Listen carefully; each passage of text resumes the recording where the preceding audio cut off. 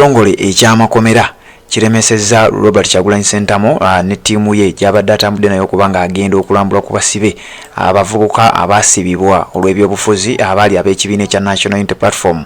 Ngenda kuba wano akatambi ebyo byayogedde byasanzeeyo naye nga gwali ku Red Zone TV kyokola kya mutawana nnyo webale kubanga otugoberera gyonna gy'osinzira okubanga gy'otulabira bw'obatonaba kubanga osubscribinga akkirira wansi awo olaba ekigambo subscribe kikwateko osubscribinge ku channel eno kwata kade aka notification abeere nga tomissinga nsonga yonna.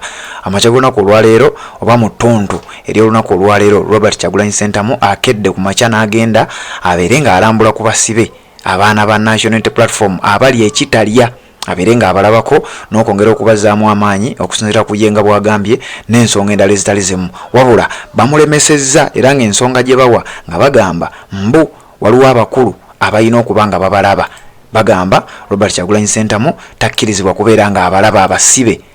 Kati naawo kitegeeza waliwo ensonga etali ntuufu gy'ojja okwagala okuba ng'omanya abasibe ab'ekibiina ekya National Unity Platform bonna abali mu kkomera ly'e Kitalya tekuli n'omu akkirizibwa kubeera nga Robert Kyagulanyi Ssentamu amulaba okuggyako okubeera nga alabibwa abo bokka abali mu gavumenti.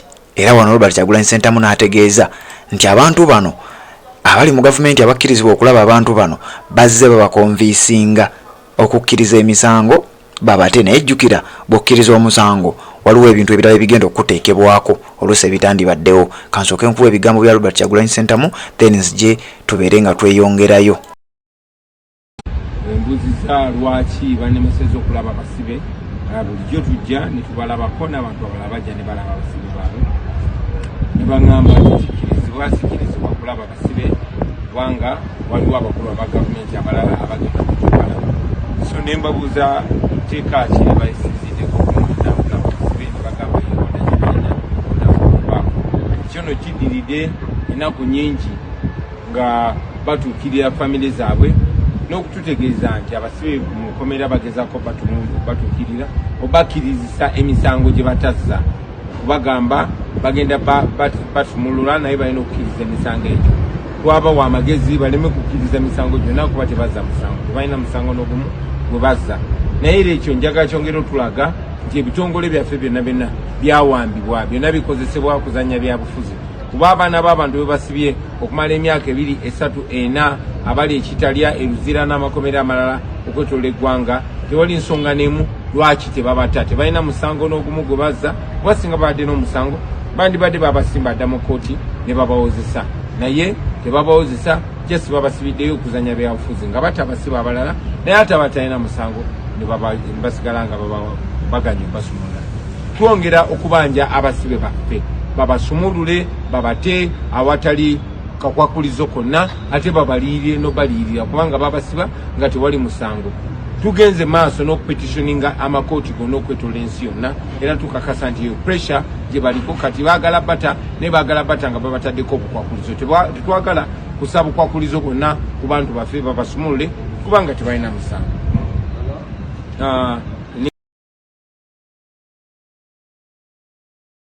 Bw'atyo bwagambye nti baagala kubata naye tebalina ngeri gye babataamu baagala bamale okubakkirizisa emisango then oluvannyuma balyoke babate. Bigambo bya Robert Kyagulanyi Ssentamu bw'obanga obiwulidde era njagala kubanga nnyongerezaako ne bino byatadde ku mukutu gwe ogwa Facebook osobola okugendayo naawe n'obeera ng'obirabako bwagambye bwayogedde ku nsonga eno ate nga nnyonnyola ki ekiyinza okuba nga kiviiriddeko okuba nga tebamukkiriza kubeera nga alaba abasibe ab'ekibiina ekya National Unity Platform. Jjukira bano baba abasibe ba kibiina kyakulembera era ndowooza bandibadde tebamugaana kubeera nga abalaba. Agenze ku mukutu gwe ogwa Facebook n'ateekayo ensonga n'agamba the criminal regime has this afternoon blocked us from seeing our comrade brothers and sisters stuck at Kitalya prison for over 3 years.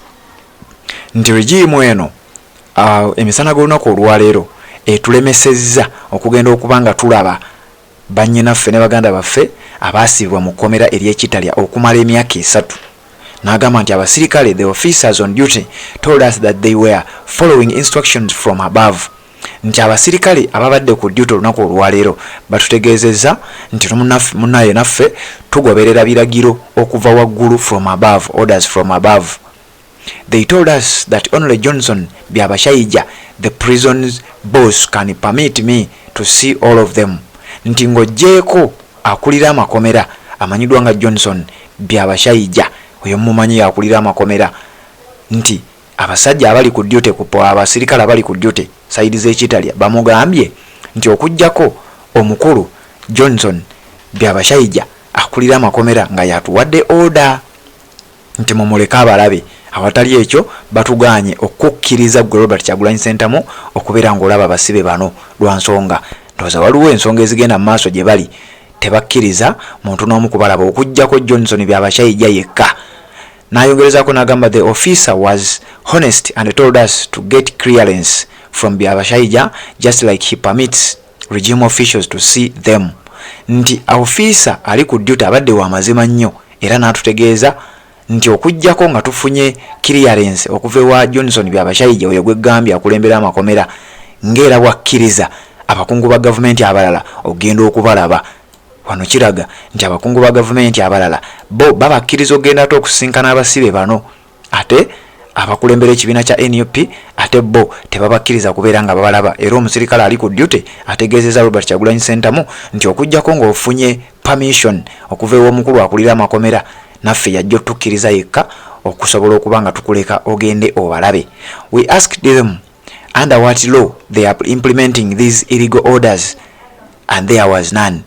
Tubabuuzizza nti muteeka kimwe musinzira okuba nga mutuukiriza bino oba nga mukola bino naye nga tewali teeka lye bamanyi oba lye bayina. The answer was simply orders from above, okujjako nga batuwa ekyokuddamu kimu kye bayina kyokka nti munnange naffe tuli ku order from above. So the regime officials are able to access all our people and try to convince them to implicate us and themselves into crimes they did not commit. Wano ng'agamba nti abakungu aba gavumenti abamu be bakkiriza okusinkana abantu bano bagezaako bakonvinsinga oba badyeekadyeka bakkirize emisango era bagambe nti n'ekibiina aba Robert Kyagulanyi Ssentamu yennyini ayina ebintu bye yakola oba olyawo ebitaakolebwa nti mubagambe oba wetubata mulina okugamba nti Kyagulanyi yakola kino newankubadde tekyaliwo. And yet they are so shameless to block us from seeing them. Nti era awatali nsonyi balemereddwa n'otukkiriza naffe ate okubalaba kubanga bakimanyi naffe ate tugenda bazzaamu amaanyi tugenda bagamba ebituufu ate nga nabo ebituufu bye bamanyi. The world can see how no institution in Uganda has been spared and this is what our fight is about. Nkakasa ensi yonna na buli omu asobola okiraba nti ebitongole mu ggwanga lya Uganda mubiraba byonna nti biri mu buwambe era kino kye tuli mu kugezaako okubeera nga tulwanyisa. We must free our nation and its institutions from capture. N'agattako tulina okulwanirira ensi yaffe ate ne tulwanirira n'okubeera nga tugijja mu buwambe n'ebitongole ebyenjawulo nabyo ne tulaba nga tubijja mu buwambe bye bulimu olunaku olwaleero. Well, our demand remains that our people are released from detention unconditionally and compensated for all the trauma and the torture because they did not commit any offense.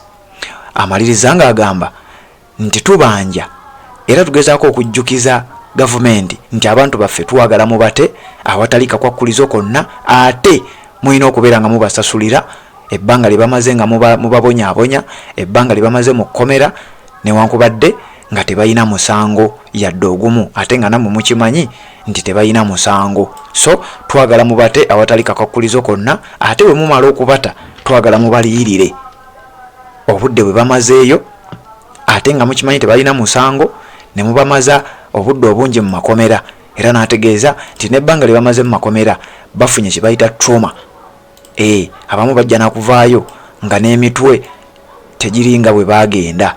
Robert Kyagulanyi Ssentamu bw'atyo bw'ayogedde era n'agenda ne ku mukutu gwe ogwa Facebook n'ateekayo ensonga eyo. Nja kukusaba ogendeyo obeere ng'olaba ebigenda mu maaso. Mu bigambo bye ayongeddeko n'ategeeza nti abantu bano mubalaba batetenkanya okulaba nga basisinkana abasibe bano nga ffe tebatukkiriza basisinkana. Balina ekigendererwa kimu kyokka, baagala bate abaana bano kubanga ekyamazima ebintu bibasobedde. Baagala okubata ensi bataddeko pressure naye tebalina musango gwe bagenda bavunaana. Singa babata nga tebali guilty kubanga babalaze nti tebalina musango gwe babavunaanye ebiseera ebisinga ekyo gavumenti kiyiteekera ddala ku nninga kitegeeza mwabasibira bwereere era bye bimu ku bigambo bannayuganda bye bazzenga boogera kakati wemba mwasiba abantu ku bwereere olowooza bigenda kubanga biggwerawa Redson TV kwoli webale kubanga okyatugoberera gwatanaba kubanga osubscribe nga nyongera okujjukiza kira wansi awo olabe ekigambo subscribe kikwateko okwate n'ekkadde ka notification obeere nga tomisinga nsonga yonna lisiti z'abantu bano tuzze nga tuzikusomera leero sijja ziddamu ankakasa nga obitegeera bulungi nnyo katuwuliziganye mu updates eziddako.